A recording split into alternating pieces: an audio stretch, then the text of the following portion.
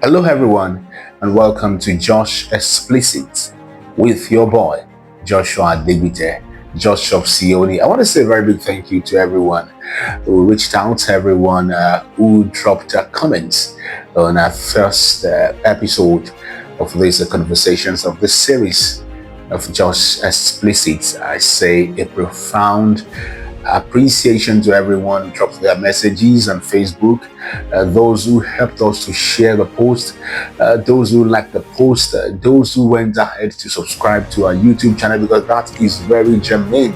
That is very, very crucial. Josh of Sioni TV on YouTube. Thank you very much. We appreciate you. Thank you very much, particularly for your comments on Facebook as well. I would have loved to go ahead and mention names, but I tell you, time will not permit me. Thank you very much.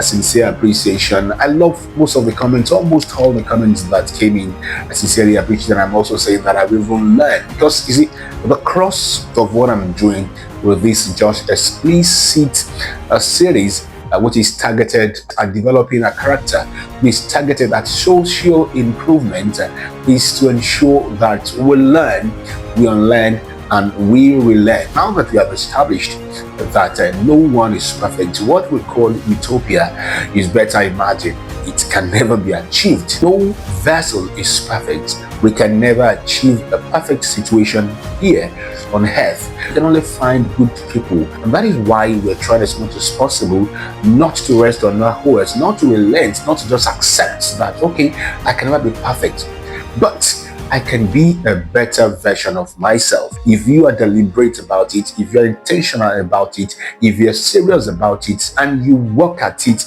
realize that while you are unlearning some things, you are gradually becoming a better version of yourself, and if possible, the best version of yourself. Now, I want to talk about our character traits today. We have different character traits, various character traits. The truth is, not all character traits are good. There are character traits that are negative, but whether we like it or not, there are character traits that are positive.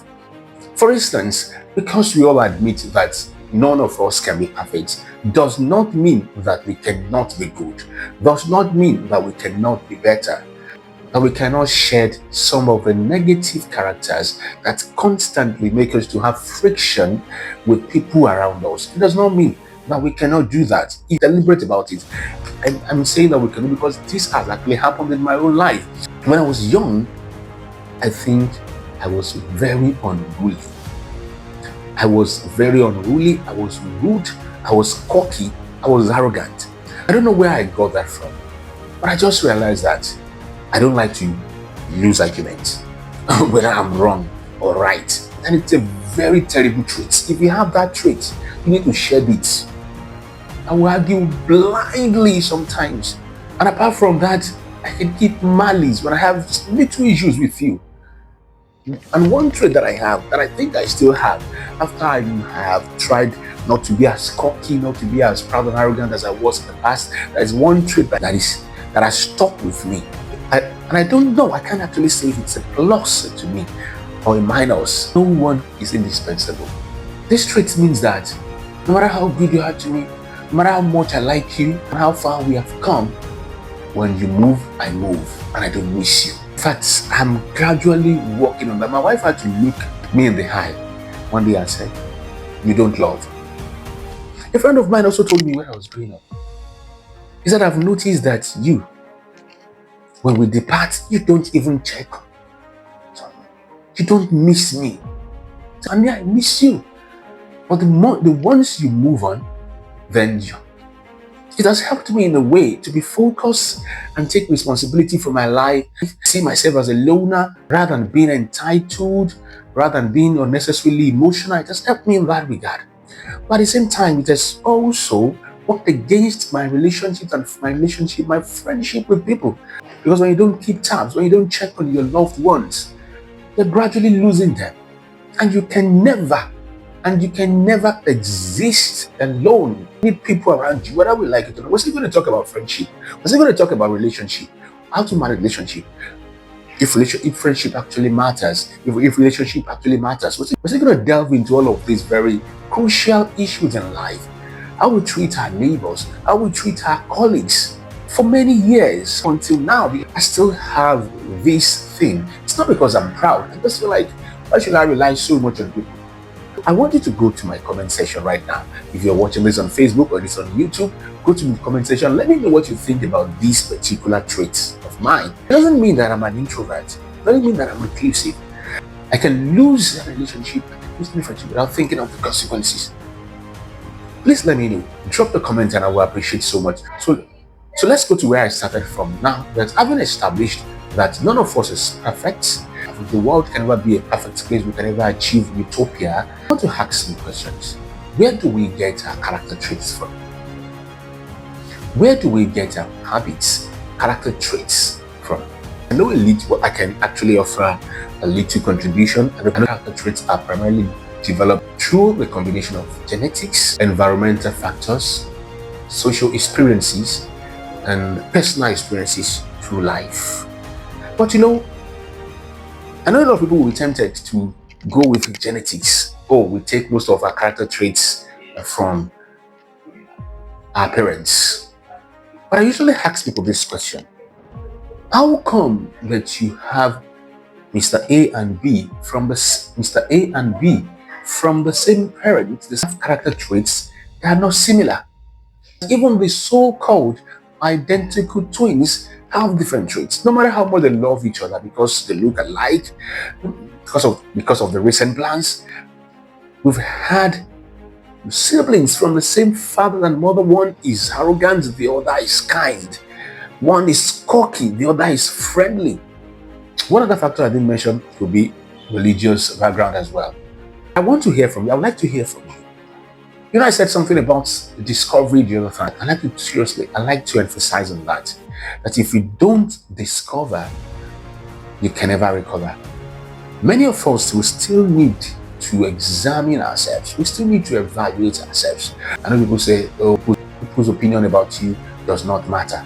I know we get that all the time. We have the time. But we can take a pause, pay attention to how majority of people you come across perceive you, what they say about you. I think you will be able to discover yourself. If you continue to do something, they say, it's only a madman. It's only a madman or stupid. I'm just paraphrasing. It's only a madman, a foolish person that continues to do something the same way, and expect a different result. You have some character traits and you're always having frictions, you're always having squabbles with people around you. People always complain about your character, and at the end of the day, particularly in this part of the world, I've seen people say, oh, it's because they hate me, or they say, oh, I'm misunderstood, or they don't understand me. And we also say people are quick to say that, oh, that guy is grossly misunderstood, he's a great man.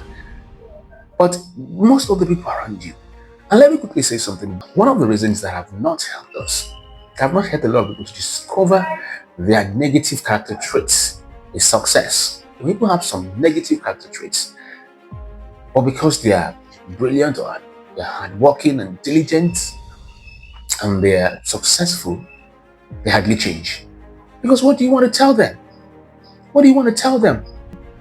For instance, someone who throws tantrum, someone who is very proud and cocky and arrogant as a boss, but because he continues to get recommendations due to his other traits that are good, he may never want to work on those traits that affect his relationship with his neighbors and colleagues and people around him. So this will take me to the next question. I also want to hear your comments. I also want to have your comments. Please drop your comment in the comment section. Does wealth affect a person's character? Because we usually get this saying that power corrupts, and I'm sure you're also conversant with the saying that if you want to know the true character of a person, give him power, or maybe give him money. So these things that I've mentioned, wealth, character, success, do they impact on people's personality? Do they affect their personal character? So that's the last question I'm going to ask us today. I want you to show me love by subscribing to this YouTube channel, Josh of Sioni TV, and do well to help me share with your friends and colleagues and neighbors. Let's have these conversations. I hope to catch up with you some other time. Be fair.